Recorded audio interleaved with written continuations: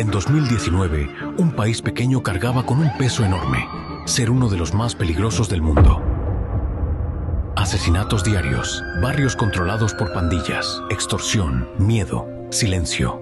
Durante décadas, nadie pudo detenerlo hasta que llegó alguien distinto, joven, irreverente, obsesionado con la tecnología. Decían que no tenía experiencia, pero él no hablaba mucho, planeaba. Primero, limpió estructuras internas, luego lanzó el plan más ambicioso en décadas. Miles de operativos, miles de capturas. Los centros penales colapsaron. Entonces, mandó construir uno nuevo, Secot.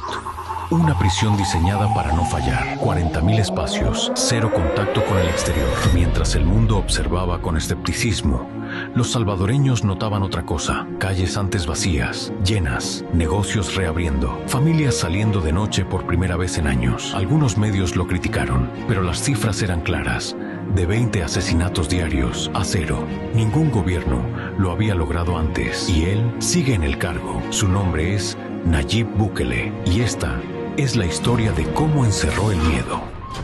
Durante décadas, El Salvador vivió bajo la sombra del miedo. Las pandillas no solo controlaban barrios enteros, controlaban vidas. Cada paso que dabas, cada decisión podía costarte la vida, pero un día todo cambió. Un presidente joven, criticado por muchos, decidió enfrentarlas como nadie lo había hecho antes.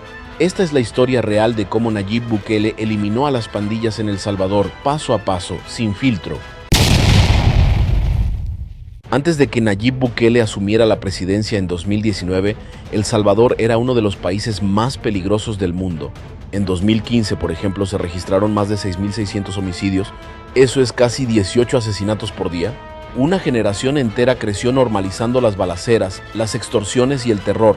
Las maras dominaban desde cárceles hasta escuelas. No era raro que una familia tuviera que huir de su casa por amenazas o que un niño fuera reclutado para matar. La vida valía menos que $1. El sistema estaba podrido y la gente había perdido la esperanza. A mí me quitaron mi hijo, desaparecido, que hasta esta hora no sé nada de él.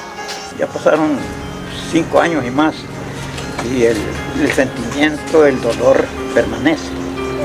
Yo quisiera por lo menos saber: aquí enterraron o aquí están los pedazos de tu hijo. Cuando Nayib Bukele llegó al poder en junio de 2019, prometió lo impensable: devolverle el control del país a los salvadoreños honestos. Y lo primero que hizo fue lanzar el Plan Control Territorial, un ambicioso proyecto de seguridad dividido en fases. La fase 1 se enfocó en sacar a los policías a las calles, reforzar el control de territorios y cortar la comunicación entre pandilleros presos y sus estructuras externas. Pero había algo diferente esta vez. La policía y el ejército recibían órdenes claras y apoyo total desde el Ejecutivo. No se les ataba las manos, y la población comenzó a notar pequeños cambios. Este plan control territorial y esta guerra contra las pandillas ha sido un éxito. Y no solo por las cifras: 58,000 capturados, millones de dólares incautados, millones de dólares en droga, millones de dólares en efectivo, armamento, vehículos. Hemos cerrado empresas que servían de fronting para estos grupos delincuenciales, ordenado las cárceles. Estamos construyendo el penal más grande del país, donde vamos a poner a todos estos delincuentes fuera del acceso a las comunidades o el acceso a colonias, totalmente aislados de las comunicaciones y de la población honrada. En solo meses los homicidios empezaron a bajar.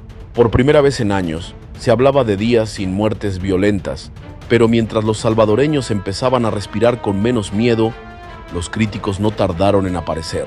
Organismos internacionales, ONGs y sectores políticos tradicionales comenzaron a acusar al gobierno de militarizar el país, de negociar en secreto o de violar derechos. Un grupo de 70 organizaciones humanitarias advierte de que el estado de excepción de El Salvador puede facilitar los abusos estatales. El comunicado se ha emitido después de que este miércoles entrara en vigor un paquete de reformas que puede quintuplicar las penas de prisión para pandilleros y que permite juzgar a menores de edad como adultos. Más de 3.000 detenciones se han realizado después de que el pasado fin de semana se registraran 87 muertes.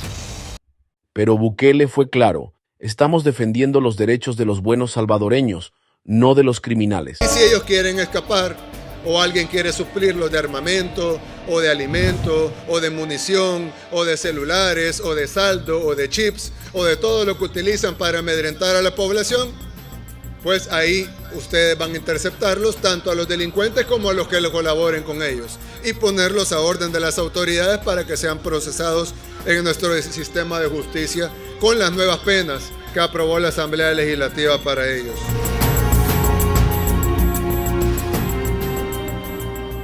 Y la mayoría del pueblo lo apoyó. El 26 de marzo de 2022 las pandillas cometieron un error fatal. En un solo día asesinaron a 87 personas inocentes en todo el país. Fue una masacre que buscaba mandar un mensaje, pero lo que lograron fue despertar la furia de un gobierno que ya no iba a negociar con nadie. Al día siguiente, Bukele pidió a la Asamblea decretar el régimen de excepción, y ahí empezó el golpe más fuerte contra las pandillas en la historia del país. En cuestión de semanas, más de 10.000 soldados fueron desplegados por todo el territorio. Comenzaron los cercos de ciudades, los allanamientos masivos, las capturas selectivas. Se acabó la impunidad. Pero arrestar no era suficiente. Había que mantener a los criminales aislados y sin capacidad de reorganizarse. Por eso, el gobierno lanzó el proyecto más ambicioso del sistema penitenciario, el CECOT, o Centro de Confinamiento del Terrorismo. Ubicado en una zona remota con capacidad para 40.000 reclusos y bajo vigilancia extrema, este centro fue diseñado para garantizar que los cabecillas no volvieran a amenazar desde adentro. Las imágenes dieron la vuelta al mundo: reos rapados, uniformados, sin tatuajes visibles, caminando agachados y sometidos al orden. Para algunos era inhumano, para millones de salvadoreños era justicia. Hoy El Salvador ha cambiado. En 2023 cerró como el país más seguro de América Latina. En promedio hay más días sin homicidios que con ellos. Barrios que antes eran zonas rojas hoy tienen parques, luces y niños jugando. Más de 80.000 presuntos pandilleros han sido capturados. Se han desarticulado más de 150 estructuras criminales. Y por primera vez en décadas, miles de familias que emigraron están pensando en volver. El apoyo a Bukele supera el 90%. Y no solo en El Salvador. Muchos países observan con asombro lo que está ocurriendo. ¿Fue duro? Sí. ¿Polémico? También. ¿Pero funcionó?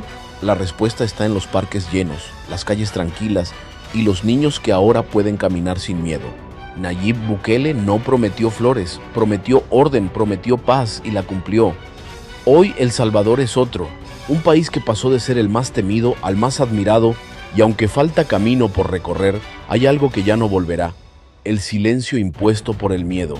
El pueblo decidió recuperar su país y lo logró. Esta es la historia real del fin de las pandillas en El Salvador.